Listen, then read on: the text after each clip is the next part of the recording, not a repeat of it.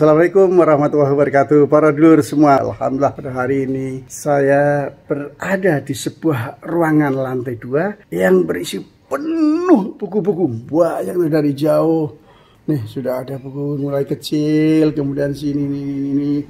Terus ada lagi tuh belakang saya banyak buku-buku. Nah, ini rumah siapa? Ternyata ini adalah rumah wartawan, dan tidak hanya wartawan, dia nulis juga buku-buku, bahkan bukunya sekarang sudah banyak diterbitkan, bahkan sudah 40 ya. Ada 40 buku, luar biasa ini, benar-benar luar biasa ini. Nah, kita jalan-jalan menemui siapa beliau ya. Alhamdulillah. Assalamualaikum. Waalaikumsalam. Ini namanya Pak Haji Zainuddin. MH apa HM? HM. Wah, HM apa itu HM? HM itu nama babi. Oh, nama babi. Tak pikir Zainuddin MZ. Apa itu MZ? Memang Zainuddin. Ini HM. Ini beliau ini dulu naik haji bareng tahun 2003 ya? 2004.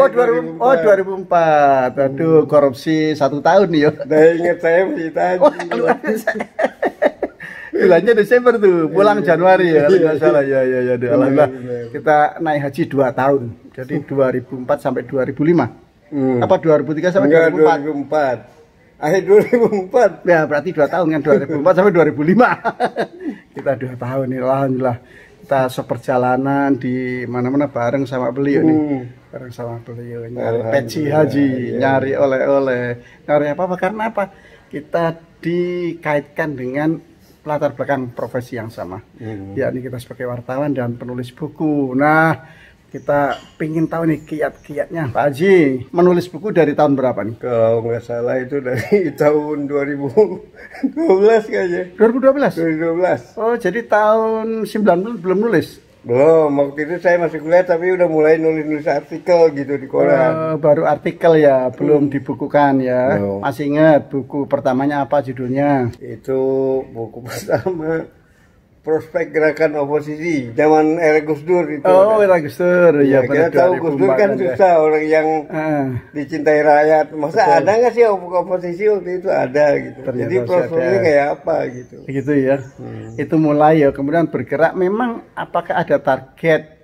Misalnya sebulan harus 1 buku atau 3 buku gitu atau gimana? Enggak sih, tapi kadang-kadang karena dorongan apa namanya kreativitas, jadi pengen berkarya terus gitu. Jadi seolah-olah ada target, padahal enggak juga sih. Padahal enggak ya. Minatnya sebenarnya di bidang apa aja kalau nulis buku ini? Kalau saya selama ini nulis ada 3 tema. Satu, motivasi. Gitu. Kedua, sejarah ya, sejarah itu banyak sejarah Jakarta. Belakangan saya tertarik biografi. Oh gitu ya. Ada banyak ini ya. Ada 6 biografi yang saya tulis. 6 biografi, luar biasa ya Allah, luar biasa. Ini kalau biografi lebih menjanjikan dapat uang cepet nih ya. Karena nggak nunggu royalti gitu biasanya ya. Benar begitu? Nanti diceritain nanti. Kenapa ini? Ini takut kayaknya hasil beli bukunya itu takut ini nih dibagi rata sama yang wawancara. Luar biasa ya. Terus buku yang sedang ditulis apa ini? Buku yang ke-40. Sekarang saya lagi nggarap buku Tokoh Demokrat Tangerang ya. Oh gitu. Itu bukunya udah hampir jadi. Cuma nunggu kata pengantarnya belum. Pengantarnya siapa pengantarnya? Insya Allah Pak Hasan Wirayuda. Pak Hasan Wirayuda, waduh, tokoh bener nih ya. Kebetulan dia memang omnya si Haji Bayaki ini gitu. Haji Bayaki, ya menarik nih. Dengar-dengar dulu Haji Bayaki kan wartawan juga ya? Dulu junior saya di Rat mereka. Menulis juniornya nih. Tapi dia mau ditulis bukunya kalau saya yang nulis gitu. Ini sebuah kehormatan bagi Pak Haji Zainuddin. Beliau ditunjuk bukan pakai pitching-pitchingan, nggak pakai pilih-pilih. Kalau Pak Haji Zainuddin yang nulis, oke aja nih, lihat bukunya nih. Ini baru daminya ya, belum cetak, belum saya cetak. Oke, mudah-mudahan nanti dikirimin juga nih. Baru dami ya. Kalau biografi biasanya dicetak berapa eksemplar? Itu karena aturan pembelian biasanya 1.000 sampai 3.000. 1.000 sampai 3.000 ya. Kalau buku-buku biasa? Itu 2.000-an lah ya. 2.000-an standar berarti ya. Standar. Standar dengan royalti 9%. 10% kalau saya. Luar biasa ini udah. Emang kenapa? Para dulur, saya menulis beberapa buku, tapi saya nawar royalti lebih dari 9% nggak boleh. Oh gitu Ya, ya. kata penerbitnya, yang boleh nawar itu hanya 2 orang. Siapa? Satu MH Ainun Najib, yang kedua Quraisy Shihab. Jadi mereka 20%, bukan 9% lagi. Ternyata Pak Haji ini 10%. Lumayan, nego dapat tambahan 1%. Ini 15%. Punya 12%, akan lebih bagus lagi. Ke depan prospeknya gimana kalau buku-buku non biografi ini? Apakah masih laku, peminatnya masih banyak atau enggak? Ya tergantung temanya ya. Kalau saya misalnya beberapa buku yang lalu itu laris karena sebelum ada pandemi corona. Tapi ada satu buku saya yang lumayan penjualannya bagus yang di Republika, itu buku tentang motivasi. Motivasi. Ya itu judulnya Secangkir Cerita Penguat Jiwa. Ternyata itu banyak peminatnya. Itu buku motivasi, inspirasi gitu. Itu fenomena apa itu? Saya pikir memang cukup banyak buku-buku semacam itu banyak, tapi juga banyak lakunya ya. Itu kayak The Chicken Shop itu gitu. Iya, itu memang diadaptasi dari digarap seperti itu, dikemas. Itu fenomena apa sebenarnya itu? Ya mungkin orang untuk penguatan mental gitu kan, situasi kayak gini. Mungkin dia pengen membaca sesuatu yang bisa menginspirasi. Itu baru ini ya? Udah lama itu. Oh, udah lama. Sekarang nomor cetakan kedua sekarang. Oh, cetakan 2. Bukan cetakan 2, edisi kedua. Edisi kedua. Oh iya, jilid 2 ya. Iya. Para dulur, kalau pingin nulis, nah dicoba nih tentang motivasi, apalagi dalam kondisi pandemi semacam ini, banyak orang yang membutuhkan cerita-cerita penguat jiwa. Yang nggak stres. Selain cerita tentang motivasi, apalagi yang kira-kira bakal ngetren dengan kondisi semacam apa ya kira-kira ya. Tapi tema-tema kayak sesuatu yang bersifat tempo dulu gitu, tempo itu masih orang klasik. Jadi ya. Kangen-kangenan gitu tempo dulu itu laku masih penasaran orang ya, pengen tahu kayak apa sih zaman dulu itu ya. Kayak Jakarta tempo dulu. Gitu. Nah, saya lagi nulis tentang ini, misalnya kuliner tempo dulu. Jadi asal-usul kuliner yang sekarang ngetren itu kayak apa dulunya, itu bisa mungkin juga. Tak pikir kalau kuliner tempo dulu itu sekarang sudah basi semua. Kalau udah tempo dulu, bukan, maksudnya bukan gitu ya. Tweetannya kan nggak basi. Gitu. Nanti saya nggak mau nyicipin kalau gitu itu. Oke. Nah, saya juga lihat ini Pak Haji ini banyak nulis buku-buku tentang humor nih. Ada berapa itu buku humor? Karena saya mencintai humor ya. Saya suka dalam tertawa-tawa sendiri karena lucu gitu, suka aja saya. Benar, karena humor itu kan sifatnya universal, umum, zaman ya. Iya. Ini teknik penulisan buku humor gimana? Atau paling tidak bagaimana cara menyusun atau memunculkan ide-ide tentang humor? Ya, apa? Maksudnya gimana ya? Misalnya humor wah ini inspirasinya saya lihat kejadian partai politik begini-begini. Humor B, kalau saya memang mengolah sendiri dari logika-logika yang ada atau anti logika yang muncul. Kalau ini saya modif dari anekdot-anekdot luar negeri misalnya gitu. Kalau saya style biasanya di endingnya gitu. Jadi endingnya tidak terduga tapi lucu, itu saya biasa. Itu ya, itu kiatnya ya, kiat jadi bagaimana. Kan humor itu sebenarnya universal, artinya kan umum, pasti biasa gitu, menjadi biasa. Tapi kalau dikemas dengan ending yang tidak terduga itu akan jadi kejutan gitu. Ada berapa buku humor yang sudah ditulis?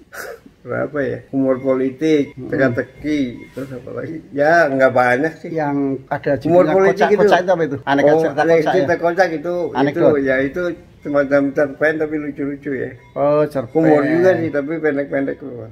Oh gitu ya. Cita-cita lucu. Oke. Prospeknya bagi seorang penulis buku sekarang ini gimana nih? Dengan adanya medsos yang menggila luar biasa, bahkan program-program TV juga boleh dikatakan sebagian diambil itu jatah pemeriksanya dari YouTube. Ya, kalau saya sih melihat prospek penulisan tetap ada. Yang penting kita ide-idenya. Idenya harus orisinil gitu ya. Kan informasi sekarang udah jadi lumrah kan karena ada medsos. Nah, bagaimana kita memilih informasi-informasi yang eksklusif, yang tidak terduga. Kalaupun yang udah lama tapi ada sifat, ada kebaruan gitu. Ada kebaruan. Ada sesuatu yang diperbarui gitu. Kalau pengalaman selama ini dalam membuat buku, apakah ada keterlibatan misalnya dari aspek layout, desain cover, ataukah dari apa ya setting-settingnya? ada intervensi ke sana nggak? Oh iya, saya walaupun sebagai penulis, tapi misalnya urusan desain, cover itu saya sangat peduli. Oh gitu. Saya bukan intervensi ya, saya di situ memberikan kontribusi. Saya minta tolong desainernya bikin yang begini-begini gitu. Saya sangat peduli yang begitu. Itu pertimbangannya apa? Ya karena menurut saya buku kan bukan sekedar isi, tapi tampilan, desain layoutnya, covernya itu menjadi bagian yang integral gitu, menjadi satu. Lebih itu ke sangat peduli saya. Representasi konten, isi, atau lebih kepada nilai jual atau apa pertimbangannya itu? Ya keseluruhan lain ya nilai jual artinya kalau tampilannya bagus, insya Allah kan nilai jualnya tinggi juga gitu. Kalau jelek ya orang nggak mau. Buku yang paling cepat ditulis apa? Jadi dari prosesnya itu cepat sampai kepada jadi buku biografi Jokowi. Oh gitu ya. Berapa Tahu nggak lama itu buku pertama yang saya orang pertama yang menulis buku biografi Jokowi. Oh gitu. Karena waktu itu saya diminta mempenerbit Ufuk waktu itu. Diminta tolong nulisin seminggu ya, wow, saya angkat tangan seminggu. Udah akhirnya 3 minggu jadi. Ya, padahal buku yang lain bisa sebulan, 3 bulan itu 3 minggu jadi. Yang paling lama buku apa? Paling lama mungkin Asal Usul Kota kali ya, karena itu sebel kan. Saya harus riset dulu. Oh riset. Dari riset sampai ke penulisan dan selesai jadi berapa lama tuh? 2 bulan lebih lah ya. Oh 2 bulan, bukan 3 bulan? Enggak. Kalau yang 3 bulan tadi apa? Biografi rata 3 bulan. Oh gitu. Kalau riset biasanya melalui apa aja risetnya nih? Ada riset data, riset lapangan juga saya lakukan. Oh, riset lapangan juga ya. Kayak biografi kemarin riset lapangan ke tanahnya Bayaki itu saya pengen tahu, saya datangi itu ke sana. Oh gitu. Konon katanya ada pohon jati kan yang baru tumbuh gitu ya. Saya datangi, saya cek ke lapangan. Yang unik apanya tuh pohon jati itu? Pohon jati itu udah ditebang tapi dia tumbuh lagi. Oh gitu. Jadi nggak ditanami bibit lagi, dia bertunas lagi, ya udah bisa menghasilkan lagi gitu. Oh gitu ya. Harganya mahal lagi. Sampai berapa tuh harganya? Mahal kayu jati. Ini masih ada beberapa buku yang antri ditulis atau gimana? Kalau yang pesanan, yang pesanan nggak banyak. Kalau rencana sih banyak. Saya konsep saya ada. Misalnya saya pengen nulis pengalaman tentang menulis buku biografi. Judulnya bisa diambil kan, ada. Apa itu? Ini. Judulnya? Yang mana nih? Bukan itu. Nah, ini kalau saya kan banyak konsep ya. Kalau nggak belum ditulis saya konsep dulu. Nah, gini, saya pengen nulis buku tentang bagaimana. Judulnya ini begini cara saya menulis buku biografi. Oh gitu. Ada banyak pertanyaan, bagaimana sih nulis biografi? Saya nggak mau bilang ini teorinya begini, rahasianya begini, enggak, saya nggak mau. Tapi saya pengakuan sendiri gini, begini cara saya menulis buku biografi. Jadi nanti tinggal beli bukunya, biar enak bisa dibawa kemana-mana, langsung bisa ditiru. Bagaimana kalau memang itu cocok, udah deh jadi salah satu metode menulis biografi. Sehingga ini adalah panduan yang penting juga dan ditunggu-tunggu nih ya. Sejauh mana peran referensi baik buku-buku maupun koran, majalah dan sebagainya nih dalam penulisan. Kan ada ungkapan bilang gini, penulis yang baik adalah pembaca yang baik gitu. Jadi saya percaya kalau referensi itu ya penting bagi penulis gitu. Kecuali buku biografi ya, saya lebih banyak hasil wawancara kan gitu. Namun begitu ada juga yang harus saya baca gitu, misalnya tentang sejarah kota Tangerang saya baca dulu. Oh gitu. Bagaimana nanti ini untuk memperkaya tulisan gitu juga, tetap bacaan lah yang menunjang penulis. Jadi gitu dulu, bacaan sangat penting. Kalau pengen nulis ya harus membaca. Pernah berapa kali pengalaman ditolak oleh penerbit? Sering lah ya.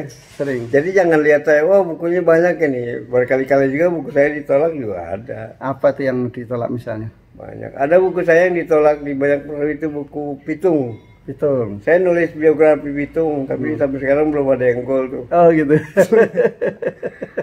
udah lama banget itu. Apa ya? Apa pertimbangan karena Pitung masih kontroversial? Apakah dia itu tokoh ataukah semacam apa yang kemarin Babi ngomong di TV itu ya? Enggak gini, salah satunya ya karena itu buku sejarah ya, dan agak kontroversi, mungkin penerbit agak takut juga ya. Saya juga memaklumi itu. Betul. Memang ada kontroversial soal riwayat Pitung gitu. Tapi saya sebagai penulis saya tulis saja gitu. Cuma belum ada penerbit yang mau. Udah masuk ke Gramedia udah, tapi masih kontroversial. profesi ditolak. Gitu. Boleh tahu nggak honor tertinggi nulis buku yang selama ini dialami dari 40 itu berapa yang paling tinggi didapat, baik yang royalti maupun yang biografi? Kalau royalti saya tuh akumulasi ya.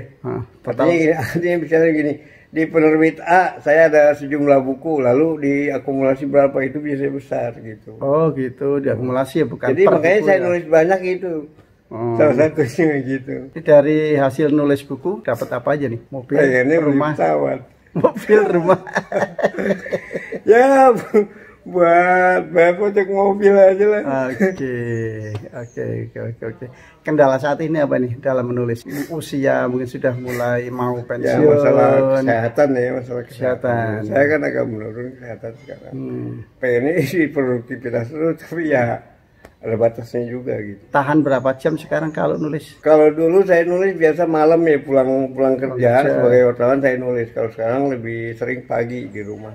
Padahal dulu sudah aktivitas harian di kantor ibaratnya ya sampai malam ya. Tapi masih kuat, masih kuat nulis ya. Sekarang udah gak kuat. Iya, mudah-mudahan Allah masih memberikan kesehatan lebih baik lagi, waktu dan tahan melek itu tapi tetap sehat ya, sehingga bisa tetap produktif, dan karena masih banyak yang harus ditulis nih. Jangan karena ada aja. pepatah gini, orang yang mencintai pekerjaannya tidak akan kehabisan energi gitu. Saya berharap begitu. Karena saya cinta sama pekerjaan, profesi, jadi ada stamina terus. Oke, mudah-mudahan begitu ya. Kita doakan para dulur ya. Amin. Pak Haji Zaid sehat dan bisa produktif lagi, meskipun tidak seproduktif dulu, tapi paling tidak ini hobi yang sangat menggerakkan dan bisa bermanfaat bagi umat. Oleh karena itu jangan sampai orang-orang yang nulis buku ini kendalanya adalah kesehatan, karena orang-orang zaman dulu dikenal karena peninggalannya adalah salah satunya buku, masuk ulama-ulama besar. Nah, yang terakhir ini Pak Haji mau minta ini pesan-pesan atau kiat-kiat menulis bagi calon penulis atau penulis pemula ini. Biasanya mereka kan sering gagal, baik dari sisi menulisnya maupun dari sisi negosiasi dengan penerbitnya. Ini apa aja kira-kira? Kalau saya sih hanya pesan ini, kalau pengen kita mau menulis ya langsung aja action gitu. Jadi jangan takut belum bisa ini belum bisa. Latihan itu paling kunci paling utama. Karena menulis itu kalau tidak action ya nggak jadi gitu. Ketika kita berada di tengah-tengah, maksudnya udah mulai menulis, biasanya dia mengalir terus gitu. Terus mengalir. Kalau temanya apa bagi pemula? Ya terserah aja, karena saya sih berdasarkan minat orang ya. Minat orang. Kesukaan orang gitu. Lebih mudah dan itu keseharian ya.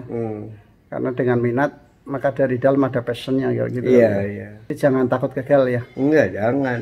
Karena apa yang kita tulis, satu saat juga ada yang menerbitkan. Pasti kalau tidak media ya terbit gitu. Yang penting kita, kalau itu saya, naskah itu investasi bagi penulis. Gitu. Jadi kalau kita simpan dulu, penulis ya nggak jadi penulis. Gitu. Betul. Kayak J.K. Rowling itu ya. Harry Potter berapa kali ditolak itu ya? Itu ratusan kali ditolak. Iya. Padahal dia menulis kan di sebuah kafe sambil ngasuh anaknya loh. Iya, di tengah-tengah kesibukan dia nulis terus. Jadi jangan karena ada kesibukan kemudian alasan nulis ya. Nah, problemnya kadang-kadang susah melawan kemalasan. Ini gimana cara melawan malas ya? Ya kalau saya sih ini aja, saya lawan aja. Saya tidak mau pusing-pusing dengan hal-hal yang bukan kepentingan kita gitu. Kita nulis aja. Saya juga kadang malas lagi nih. Tapi saya datang aja ke depan laptop, buka, udah mulai aja. Tapi ketika udah berjalan dia akan bisa gitu kita melakukan itu. Kalau tidak kita mulai ya udah malas terusnya. Paling enak kan kita tidur, ya enak. Betul. Kan? Gitu. Tapi kadang-kadang ide menulis buku itu apa ya, banyak sekali ini. Ini apakah kita mementingkan atau memfokuskan satu judul buku dulu, setelah selesai baru judul yang lain, atau bisa paralel gitu? Baiknya sih memang satu ya. Tapi kalau saya kadang-kadang karena mengejar jumlah ya, bukan mengejar jumlah. Artinya harus ada target. Misalnya setahun ini ada berapa buku yang saya garap, itu bisa paralel dia. Jadi ketika tidak menulis ini ya saya isi waktu saya dengan menulis yang lain gitu. Supaya jangan terbuang waktunya gitu. Siapa tahu sama-sama jadi itu ya. Selesai bareng gitu. Jarang sih yang kejadian gitu, jarang. Oke. Terima kasih banyak nih Pak Haji Zainuddin HM ya. Mudah-mudahan tetap sehat sekali lagi dan hasilnya berkah untuk keluarga, berkah untuk diri sendiri dan juga bisa bermanfaat bagi manusia lain. Terima kasih. Para dulur, begitu para dulur, kita menarik sekali perbincangan hari ini. Mudah-mudahan ini bisa menjadi bekal kita, terutama penulis-penulis pemula. Jangan sampai malas, jangan sampai takut gagal. Maju terus, nulis terus. Mungkin hari ini tidak bisa diterbitkan, tapi suatu saat dengan kebutuhan atau momentum tertentu dia akan menghasilkan dengan terbitnya buku yang sudah lama mendem. Terima kasih. Assalamualaikum warahmatullahi wabarakatuh.